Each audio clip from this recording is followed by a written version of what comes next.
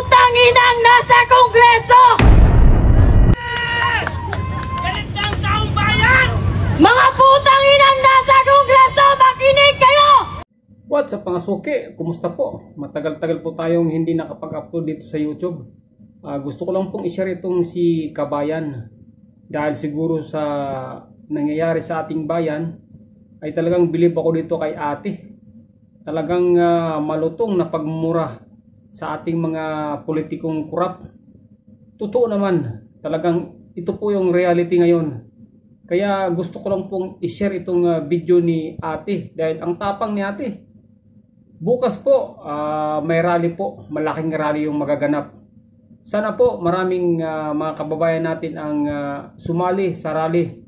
Bilang isang OFW, ako po ay nakikiisa sa panawagan dito sa mga korap na politiko. Iwatsa lang po natin itong video ni ate. Suportahan po natin si ate. At ate, ingat po. God bless po sa iyong ipinaglalaban. Sana po ma-share po ito ng iba dahil dito po ako humanga kay ate sa ginagawa niya. Ingat po tayo lagi mga suki at sana po talagang itong mga korap sa ating gobyerno ay makulong, mananagot dahil hindi lang po milyon, bilyon po yung kinukurap ng mga taong ito. I-watch po natin itong video nito mga suki. Hindi nyo pera ang binibili ng mga sasakyan nyo! Isauli nyo ang pera sa taong bayan! Hindi namin deserve! Hindi namin deserve ang mga underperformance nyo! Wala kayong karapatan na tawagin na honorable dahil wala kayong honor! Mga putang ina! Lumabas kayo dyan!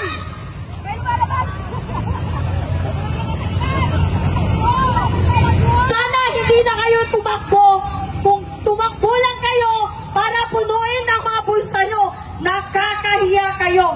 The world is watching. And this is the kind of Filipinos that we are putting on the front line. Nakakahiya kayo. Dinudungisan nyo ang pagiging Filipino ng Pilipinas. Mga putang ina kayo! Lumabas kayo dyan! Kayong lahat! Mga putang ina!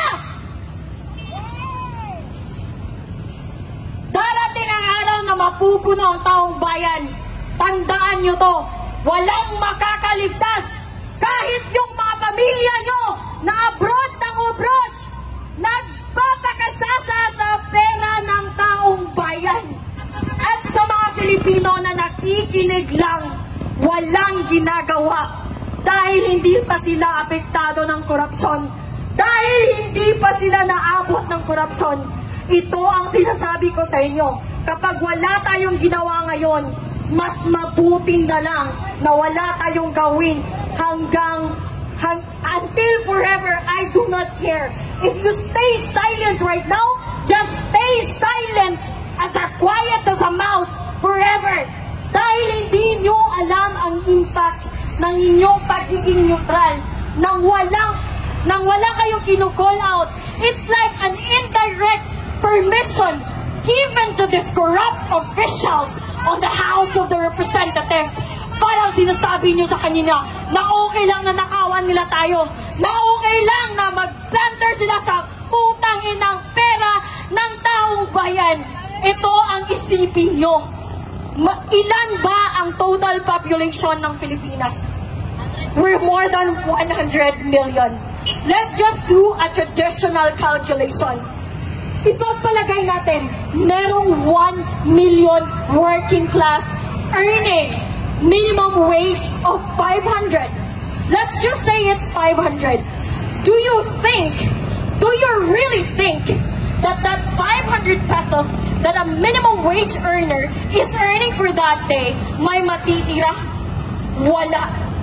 And what is the 12% value-added tax for that 500 pesos that the 1 million traditional assumpted numbers? Ano ang value? It's 60 pesos for the 500 pesos spent on a daily basis. So ipagpalagay natin 60 pesos and merong merong 1 million minimum wage earners, that's 60 million pesos of value-added tax na napupunta sa pamahalaan. 60 million pesos. And come to think of it, it's not just value-added tax, it's not just 1 million Filipino minimum wage earners. Ang daming tao, putang ina. Try to multiply 60 million pesos on a daily basis times 50 million Filipinos. Ang yaman ng Pilipinas. Pero meron tayong ospital na walang gamot. Meron tayong mga public hospital na walang higaan. At kung meron man, sira-sira ang higaan. Sasabihin na walang ayuda kung hindi magbibigay si Martin Romualdez. Putang ina mo, bakit pinangalanan mo ng Romualdez Hall ang isang espasyo na nasa Kongreso? Hindi mo pera yan. Hindi mo pera yan. Ang kapal ng pagbumukha niyong lahat. You are doing a syndicated, organized plunder against the Filipino people. Nakakahiya kayo. Ayokong maging Filipino dahil kung kayo lang ang halimbawa ng pagiging Filipino, mas mabuti na lang na hindi ako maging Filipino. Nakakahiya kayo. Habang ang mga tao, ang mga ordinaryong tao ay nagtitiis, pumipila sa mga barangay health center na walang gamot, kahit paracetamol, sasabihin ni Kapitan, walang budget. Walang budget kasi ninanakaw. Binibili ng private jet ni Martin Romualdez. Binibili ng Hermes ni Clodenco. Binibili ng Balenciaga ng mga putang inang nepo wife and nepo mistresses nyo. Mga putang ina nyo, ang hirap magtrabaho. Kaming mga, it's not an excuse, it's not even a valid reason to say that ang Pilipinas is mahirap. Mahirap ang Pilipinas dahil lazy ang mga people. That's not true. Take a look around. Kahit yung mga tao doing a manual labor, kahit yung mga drivers, kahit yung mga jeepney drivers, kahit yung mga nagbibenta sa bangketa, they double time to earn a few hundred pesos, to pay taxes, to contribute sa mga lavish lifestyle ng mga putang inang nasa Kongreso. Sa mga Pilipino, I urge you, sa mga dumadaan dito, magsalita kayo, makisali kayo, makilaho kayo. Walang dilawan dito, walang kakamping, walang Duterte supporters. We do not need you to be anything. We just need you to be a Filipino, standing for accountability, standing for responsibility of securing our future. Kasi kapag wala tayong gagawin ngayon, wala nang bukas ang Pilipinas dahil ninanakaw nila. Walang bukas ang Pilipinas para sa atin, para sa mga anak nyo, at para sa mga anak na anak nyo. Can you imagine? We're still paying the interest of utang coming from Marcos Sr. And here we are right now. We're gonna pay again for the fucking debt of the Philippines because of their fucking blunders in the House of the Representatives, in the Senate, and on the executive branch, Mr. Marcos. Ang kapal-kapal na mukha nyo, ang daming Pilipino. Sasabihin ng mga nepo babies nyo na wala kami ambag sa taxes. We are taxed heavily. Can you imagine sa Southeast Asia, ang Pilipinas ang isa sa pinakamalaking merong value-added tax? I'm gonna tell you a story of how I got here. Yesterday, I was from Cebu. I bought a ticket to go. It's 2,100 pesos and few centavos or something. I got taxed. It's 340 pesos. I ride an angkas going to the Pier 4 in Cebu City. I got taxed again. I bought soft drinks. I bought bottled water. I bought Wi-Fi subscriptions. sa barko. I got taxed again, putang inang value-added tax. Ang dami.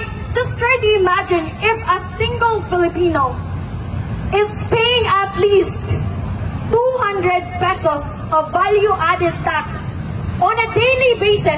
200, multiply it by 100 million, ang yaman ng Pilipinas. Pero wala tayong pera! Dahil magkakapal ang mukha nyo dyan sa Kongreso! Lumabas kayo! Mga putang ina nyo! Mga magkakapal ang mukha!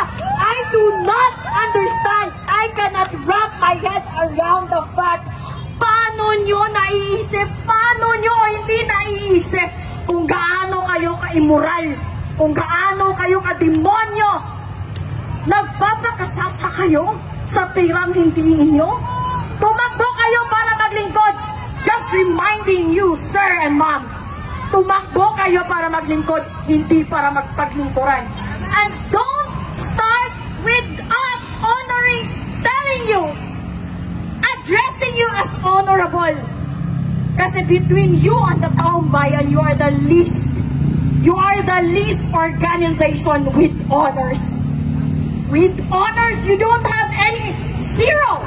You don't have in any honors. Wala kayong mga moral, wala kayong mga immoral kayo, mga makakapal. I am so frustrated. I am so angry beyond angry. Nakakaputang ina kayong lahat dyan sa House of Representatives. Mga mamatay na sana kayong lahat. Tamaan kayo ng kidlat. Super ang pangbababoy at panggago niyo sa mga Filipino. You're treating us like an idiot. Like we don't have access to information. You're treating us as someone as imbecile. Kaya namin sumugot ngayon at sunugin ang mga kaluluwa nyo dahil napilong kayo sa impyerno, mga putang ina nyo. Tingnan nyo. Eto, mga drivers, mga minimum wage earners, sila ang nagpapakain sa'yo. Nagpapakain, kami ang nagpa-fund ng lifestyle nyo. Mga putang ina, ano ginagawa nyo dyan sa Senate? Ano ginagawa nyo dyan sa Congress? Are you just doing login and log out and that's it? No! We demand that you work. You work diligently, you work morally, and you work hard for the Filipino people, for you to earn our trust, because you just don't deserve our trust and respect. I don't think so it's gonna happen anytime today. Mga makakapal ang mukha nyo. At sa mga kababayan nating police and armed forces of the Philippines, sir, with all due respect, I know naiipit kayo. Naiipit kayo kasi ang chief of command nyo nakakabutang ina. But then you're bound by your service, and you're bound by your contract, and you're bound by your employment. But please, this is beyond insane. This is beyond insane, mga putang ina! This is beyond insane! Ang kakapal na mukha nyo, lumabas kayong lahat. Yung mga sasakyan nyo, hindi nyo sasakyan yan. Sasakyan namin yan. Dahil kami ang nagbabayad ng mga sasakyan nyo. Ilang sasakyan ang gusto nyo? Mga putang ina nyo. Ilang bahay sa Forbes Park ang gusto nyo? Napakahirap namin dahil ninanakaw nyo ang pera na para sa amin. We're not asking for private jets. We're not asking for Balenciaga just like your wife and mistresses. We're not asking for Chanel. We're not asking for travel abroad in Europe, in Edinburgh, in Scotland, in Italy, in Paris. We don't want that. We just want the basic services. Working hospitals with medicines and with working medical professionals. Paid by Filipino taxes. Yun lang. Very minimum lang. Basic standard, hindi nyo maibigay? What kind of employees are you? Bumaba kayo dyan. Isaramo nyo yung Kongreso. Wala na mga ambag yan sa mga Filipino. Walang ambag. Zero contribution. Pinapalamon lang namin kayo. Makakapal ang mukha nyo. Sino sasakyan yan? Pinapalamon namin kayo. Wala kayong ambag, wala kayong ginagawa. Hindi kayo nagtatrabaho. Nagnanakaw lang kayo. Araw-araw. Yun lang. Yun lang ang ninanakaw nyo. Sino yan ang Kongreso! Yan ba ang aming honorable magnanakaw? Putang ina mo! Pinapalamunin ka! Kung merong batugan at palamunin, hindi yun ang mga standby. Ang palamunin at batugan ay nasa Kongreso. Mga putang ina ang kakapal ng mukha. Magmi-meeting kayo sa Malacanang, mag-order kayo ng buffet, ng steak, ng caviar, and for what expense? From our hard-earned taxes. Ikaw, sir, you're working hard. Pera mo ang ginagasto ng mga putang inang ito ng nasa Kongreso. Isara nyo yan! Isara nyo ang Kongreso! Walang ambag dyan sa Pilipino! Putang ina! Harapin nyo kami dito! Harapin nyo mga coward kayo, mga coward, mga walang bayad. Mga walang bayad. Nagtatago kayo sa inyong mga security. Nagtatago kayo sa House of Congress. That is our hard-earned. That building, we paid for that. Those cars, we paid for that. Maybe even the air you fucking breathe, we paid for that. The very least that you can do is to provide the basic services for ordinary people. Yet, you are so fucking incompetent that you don't know how to do that. Para kayong kaklase ko ng elementary. Andun sa klase, hindi nakikinig, bobo na nga, hindi pa nag-aaral, pumupunta lang sa paaralan para sa baon. Bakit ganyan ang mga kongreso natin? Bakit ganyan ang mga congressman natin, mga putang ina? Ito ang pakiusap ko sa mga kababayan ko. Dalawa, I have two requests from my fellow Filipinos. Una, please, let's have a fucking standard when it comes to voting. Tingnan nyo si Lito Lapid. Quiet as a mouse. Tingnan nyo si Risa Ontiveros. Diba? Ang ingay. Nakakarindi. Pero flood control projects, she's quiet as a fucking mouse. Eh? Eto, viral to na video. Tito Soto, my God, dear, I'm here. I'm finally here, Tito Soto. I'm here. And I'm gonna say it again. What makes you qualified to become the Senate President? You don't belong there. You belong in Itbulaga. You cannot even create a simple, cohesive, concise introduction. How are you gonna enforce, amend, approve laws? Being a politician is very technical.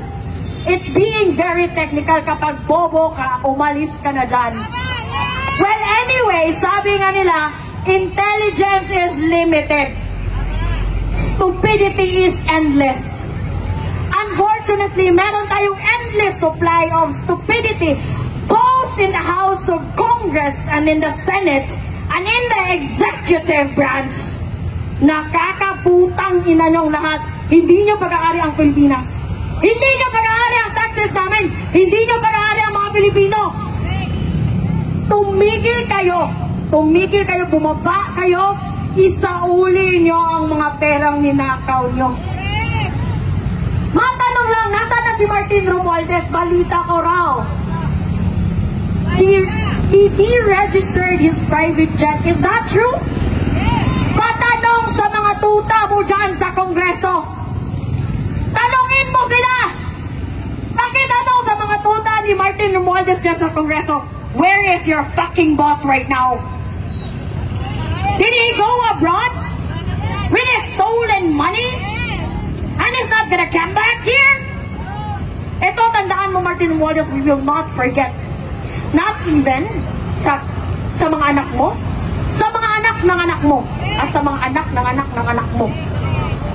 It will be an awesome reminder of the dark history of the Philippines that once upon a time, We have a lame duck sitting idiot president controlled by this evil House Speaker Martin Romualdez, aided and supported by his mini crocodiles at the House of Congress,